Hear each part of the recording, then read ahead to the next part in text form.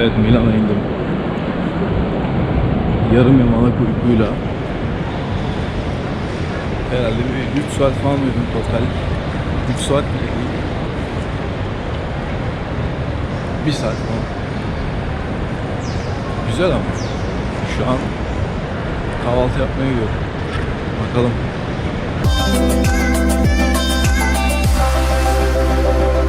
Evet, her yerde bu fiyatlardan var. Şu an İtalya'da gördüğüm tek araba markası Fiat.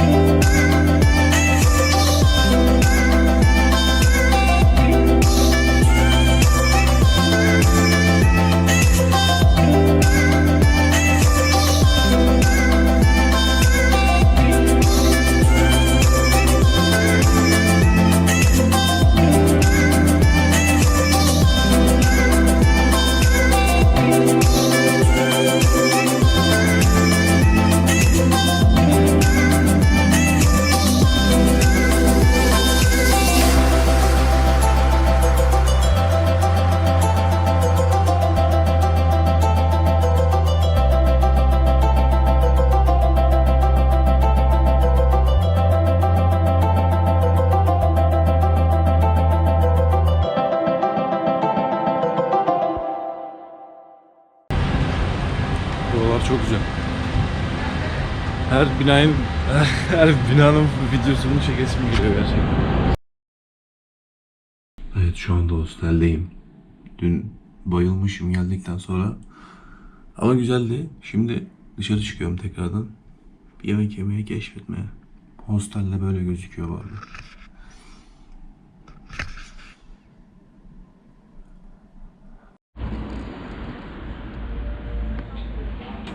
Evet, günaydın. Uzun bir gece olmuştu. Ama uyandık. Hosteldeyim şimdi, kahve içiyorum.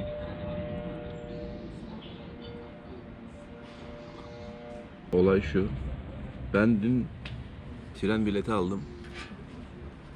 Como Lake'e. Sabah 9 için. Bir uyandım sabah 11. Uyanamadım. Olsun. Milan'ı gezeceğiz yine.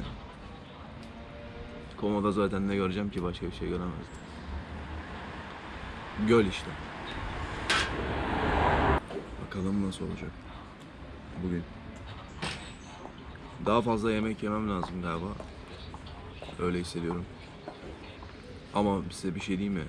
Hayatımda yediğim en iyi makarna ve en iyi hamur işi gerçekten. Bu adamlar bu işi biliyor.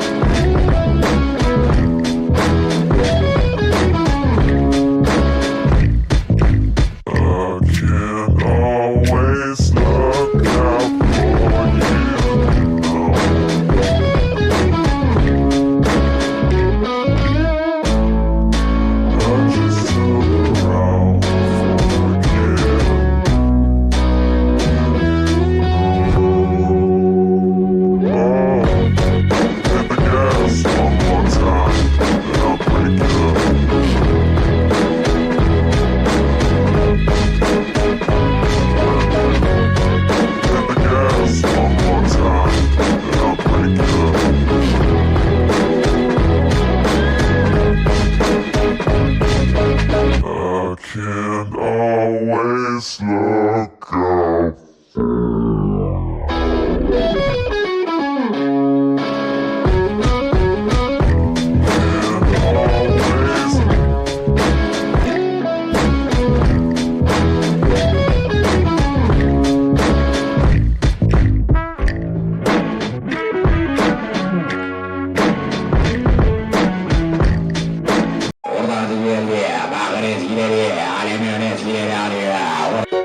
Hit the gas one more time, and I'll break you.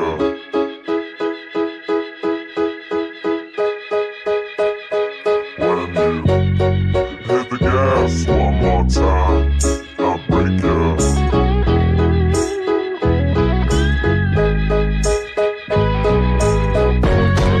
Hit the gas one more time, and I'll break you.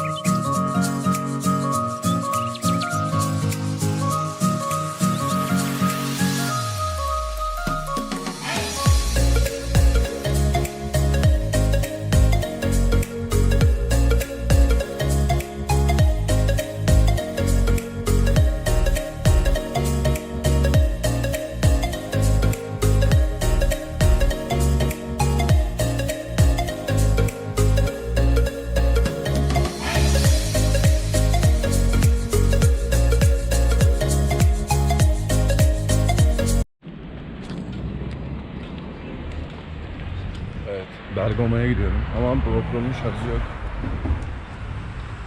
Telefondan kaydedersem videoya koyarım herhalde. Sabah 8 bu arada.